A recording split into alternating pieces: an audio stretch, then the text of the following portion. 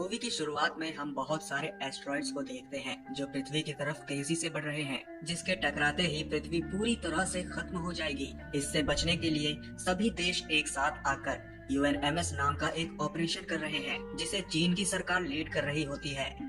और इस ऑपरेशन में वे सभी चंद्रमा पर एक ऐसे न्यूक्लियर बेस को बनाने की सोच रहे हैं जहां से ढेर सारे न्यूक्लियर बम की मदद से इन सभी एस्ट्रॉइड्स को अंतरिक्ष में ही खत्म किया जा सके। मिशन पर काम शुरू होता है और फिल्म तेजी से 8 साल आगे बढ़ती है और वो समय आ चुका है जब इन मिसाइलों को लॉन्च करना है और आखिरकार सभी एस्ट्रॉइड्स को खत्म कर दिया जाता है, जिससे पृथ्वी पर सभी लोग जश्न मना रहे हैं।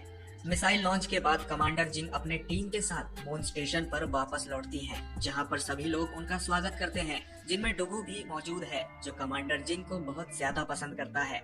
लेकिन वो उसके आलसीपन के कारण उसे डांट कर वहाँ से चली जाती है, जिसके बाद डुगू अपने कमरे में चला आता है और कमांडर को इम्प्रेस करने की नए नए तरीके सोचने लगता है। तब ये पता चलता है कि न्यूक्लियर विस्फोट में हुए एस्ट्रॉइड के कुछ टुकड़े इसी मून स्टेशन की तरफ तेजी से आ रहे हैं, जो 30 मिनट में इस जगह से टकरा जाएगा।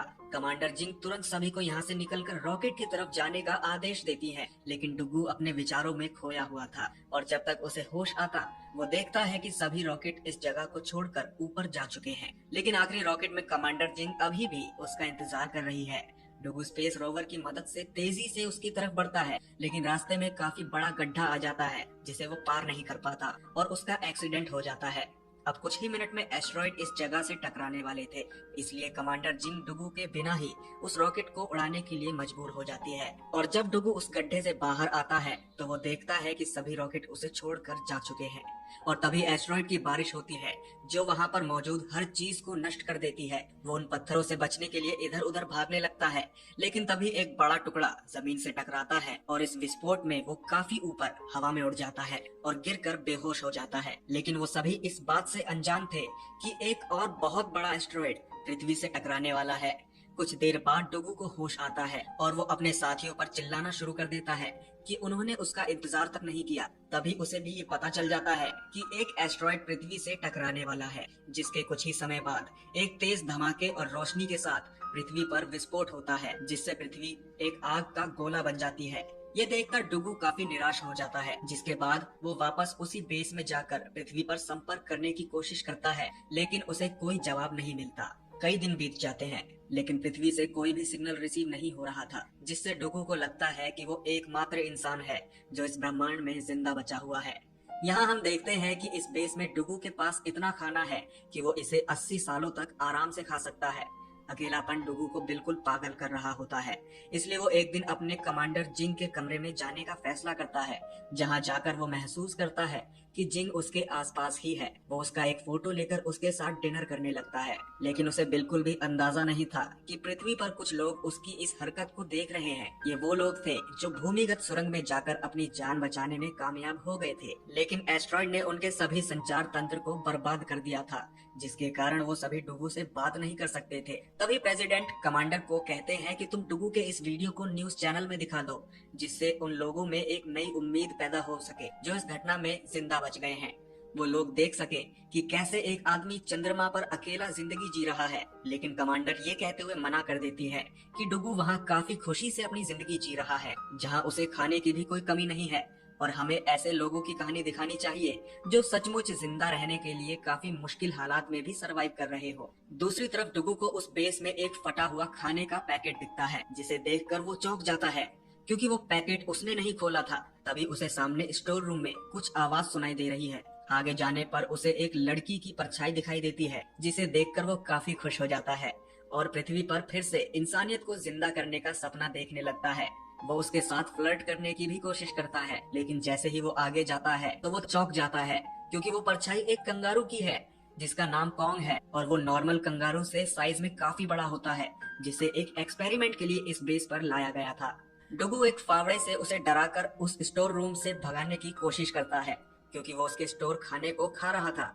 उसे डुगू की इन हरकतों से काफी गुस्सा आ जाता है और वो उसका फावड़ा लेकर ऐसे मोड़ देता है जैसे कि वो किसी कागज का बना हो। जिसके बाद वो डुगू की काफी पिटाई भी करता है। मार खाने के बाद डुगू उस कंगारू को इम्प्रेस करने के लिए एक फीमेल कंगारू का भेष बनाकर उसके पास जाता है। कॉन्ग उसे देखकर काफी खुश भी हो जाता है और उत्तेजित होकर उसके साथ कोहैबिट यानी सहवास करने की कोशिश करने लगता है, जिसके कारण उसका ड्रेस नीचे गिर जाता है। और जब उस कंगारू को सच्चाई का पता चलता है तो वो गुस्से में डुगू को जोरदार लात मारता है, जिससे डुगू कुछ दूर जाकर गिरता है। हर बार मार खाने के बाद भी डुगू हार नहीं मानता और आखिर में वो एक गैटलिंग गन को बाहर निकालता है जो प्लास्टिक की बुलेट को फायर करती है।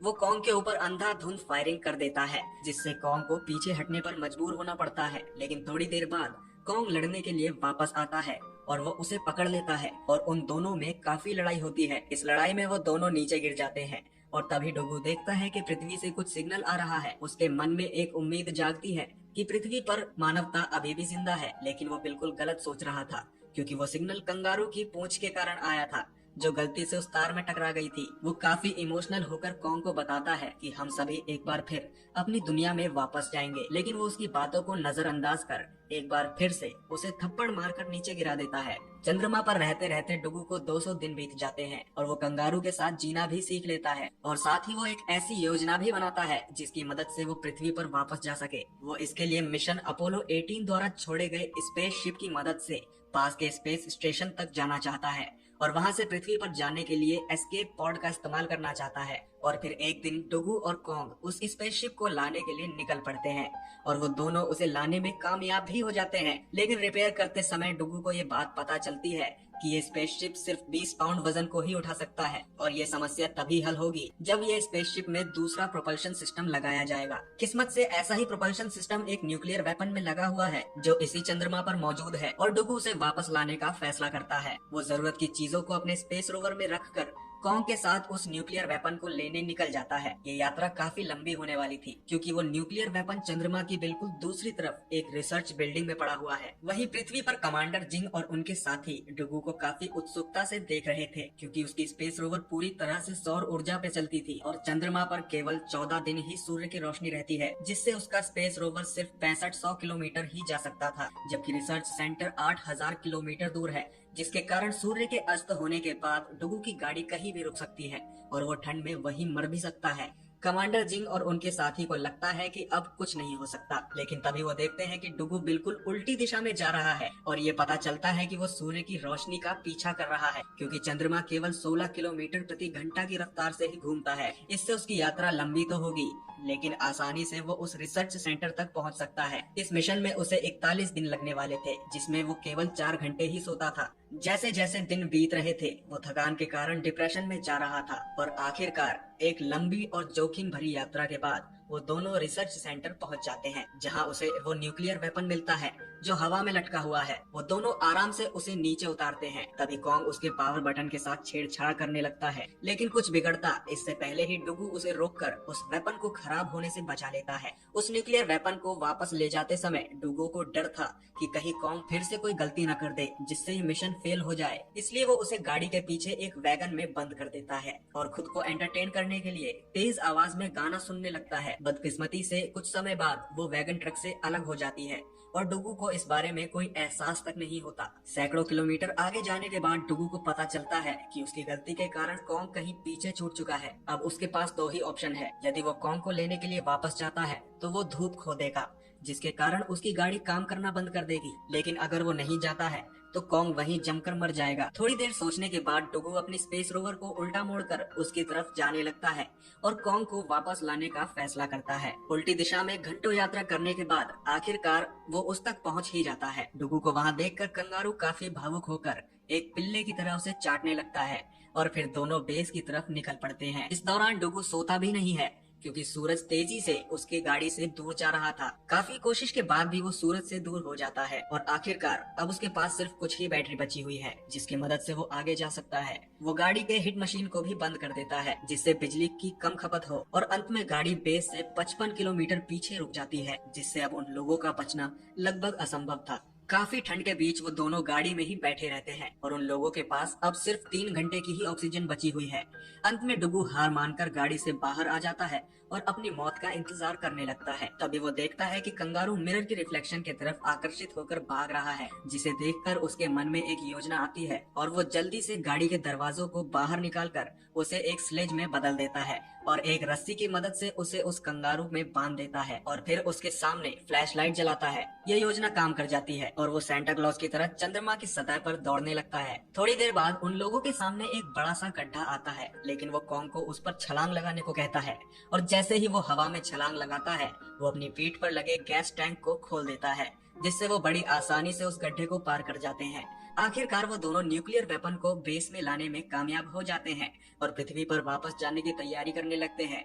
लेकिन उसे ये नहीं पता था कि एक और एस्ट्रॉइड पृथ्वी की तरफ तेजी से बढ़ रहा है और तभी डुगू को स्क्रीन पर एक और सिग्नल मिलता है, जो देखकर वो काफी खुश हो जाता है कि पृथ्वी और उसके दोस्त उससे संपर्क कर रहे हैं। लेकिन तभी उसकी नजर उस कंगारू पर पड़ती है जो उन तारों से खेल रहा था जिसके कारण सिग्नल मिल रहे हैं। उसे एहसास हो जाता है कि पिछली बार भी ये सिग्नल इसी कारण आए थे। ये जानकर वो काफी निराश हो जाता है कि उसके सिवा इस दुनिया में कोई भी इंसान जिंदा नहीं है। वो पृथ्वी पर जाने की उम्मीद तक खो देता है और मिशन को खत्म करने का फैसला करता है। पृथ्वी पर कमांडर जिंग और उसके दोस्त डुगू से संपर्क करने का फैसला करते हैं और इसके लिए वो सभी एक जगह इकट्ठा होते हैं और सामूहिक रूप से हाथों में फ्लैश लाइट लिए चंद्रमा की तरफ चमकाते हैं। इस संकेत को देखकर डुगू के आंखों में आंसू आ जाते हैं कि वो अकेला नहीं है। फिर वो अपने रिसीवर को ठीक करता है जिससे वो अपने दोस्तों से बात कर सके।